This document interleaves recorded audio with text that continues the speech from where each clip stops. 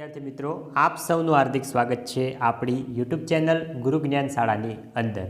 विद्यार्थी मित्रों, आजना आ विडियोनी अंदर आपणे धोरण 9 विषय हिंदीनी अंदर जे आपणुं काव्य एक जे छे आराधना एनुं स्वाध्यायनुं संपूर्ण सोल्यूशन आ विडियोनी अंदर जोवाना छीए। तो विडियोने तमारे स्कीप कर्या वगर छेल्ले सुधी पूरेपूरो जोवानो छे।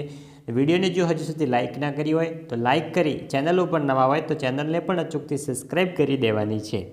तो चलो विद्यार्थी मित्रों, हवे आपणे विडियोनी शरूआत करीए। विडियोनी शरूआत करता पहला जो मित्रों तमे आ चेनल पर नवा आव्या होय तो चेनल विषे जणावी दऊं कि आ चेनल पर धोरण 9 ने लगता तमामे तमाम विडियो मूकवामां आवे छे, जेथी करीने मित्रों चेनलने सब्सक्राइब करी देजो अने तमारा बीजा मित्रों सुधी पण शेर करी देजो। हवे आपणे स्वाध्यायनुं सोल्यूशन जोईए। तो पहलो छे कि निम्नलिखित प्रश्नों के एक एक वाक्य में उत्तर लिखिए। एमां पहलो, कवि नित्य कैसी आराधना चाहते हैं? तो कवि नित्य सत्य, सुंदर और मांगल्य की भावना की आराधना चाहते हैं। बीजो, कवि कैसी मनोकामना चाहते हैं? तो कवि दुखी लोग दुखों से मुक्त हो ऐसी मनोकामना चाहते हैं। तीजो, कवि दुर्बलों के रक्षणार्थ किसकी साधना चाहते हैं? तो कवि दुर्बलों के रक्षणार्थ शक्ति की साधना चाहते हैं। चौथो, कवि किसकी अभ्यर्थना करते हैं? तो कवि सबके जीवन में नया प्रकाश आने की अभ्यर्थना करते हैं। पांचवों, कवि कैसी बंधुता की कामना करते हैं? तो कवि ऐसी बंधुता की कामना करते हैं जिसमें सब स्वतंत्र होकर भी भाईचारे की भावना से जुड़े हो। हवे જોઈએ बीजो कि निम्नलिखित प्रश्नों के उत्तर लिखिए। में पहलो, कवि कैसे मांगल्य की आराधना करते हैं? तो कवि चाहते हैं कि सब लोग सत्य के मार्ग पर चले, सबके मन में सुंदर विचार और सब एक दूसरे से कल्याण की बातें सोचे। इस तरह कवि सबके कल्याण की कामना करते हुए मांगल्य की आराधना करते हैं।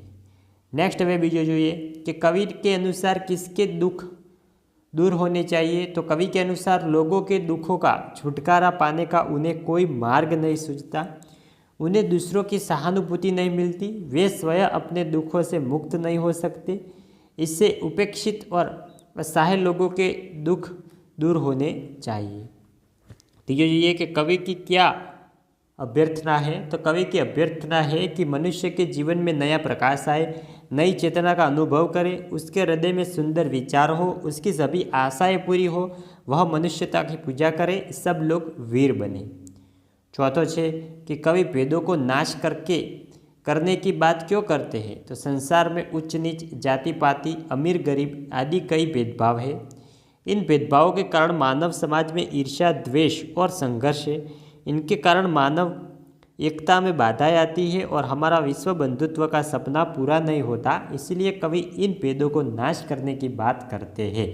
मित्रों, आ विडियोना नीचे डिस्क्रिप्शन बॉक्स में तमने ધોરણ 9ના વોટ્સઅપ ગ્રુપની લિંક પણ આપેલી હશે અમારા, તે ગ્રુપમાં પણ તમે મિત્રો અચૂકથી જોડાઈ જજો, કારણ કે તે ગ્રુપની અંદર તમને તમામ માહિતી જોવા મળી જશે। तो હવે જોઈએ ત્રીજો કે निम्नलिखित काव्य पंक्ति का आशय स्पष्ट कीजिए। एमां पहलो है, देह मंदिर चित्त मंदिर एक ही है प्रार्थना, सत्य सुंदर मांगल्य की नित्य हो आराधना। तो एमां आवशे कवि वसंत बापट उदाराध्य और ऊंची दृष्टि के कवि है। उनके चित्त और देह की एक ही प्रार्थना है कि लोग अच्छा काम करें और सत्य के मार्ग पर चले। उनके हृदय में सुंदर विचार हो जो स्वार्थ त्याग कर सबके हित की बात सोचे। नेक्स्ट में आगे जोईशुं बीजो कि भेद सभी अस्त होवे, बेर होर वासना, मानव की एकता ही पूर्ण हो कल्पना, मुक्त हम चाहे एक ही बंधुता की कल्पना। तेमां आवशे आज दुनिया में जाति भेद, वर्ण भेद, रंग भेद आदि कई भेद बने हुए हैं। ईर्ष्या से उच्च नीच का अंतर बना है, इसीलिए मानव जाति में एकता नहीं है। संसार में अशांति और संघर्ष का कारण भेद ही है। जब तक इन भेदों का नाश नहीं होगा तब तक मनुष्य जाति एक नहीं होगी।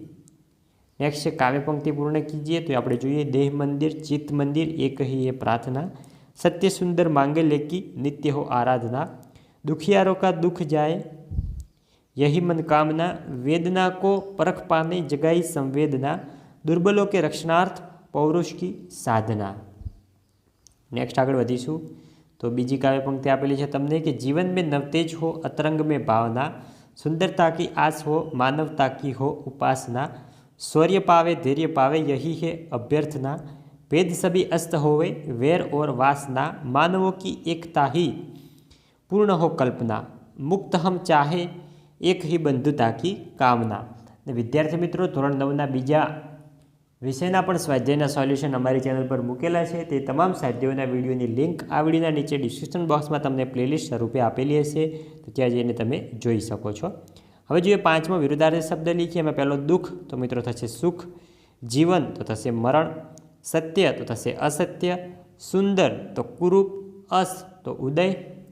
તો વિદ્યાર્થી મિત્રો આ હતું આપણું ધોરણ 9 વિષય હિન્દીની અંદર જે કાવ્ય નંબર 1 છે આરાધના, એનું સ્વાધ્યાયનું સંપૂર્ણ સોલ્યુશન.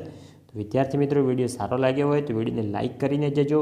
ચેનલ ઉપર નવા હોય તો ચેનલને પણ અચૂકથી સબસ્ક્રાઈબ કરીને જજો. મળીશું આવનાર વિડીયો સાથે. ત્યાં સુધી આવજો. જય હિન્દ, જય ભારત.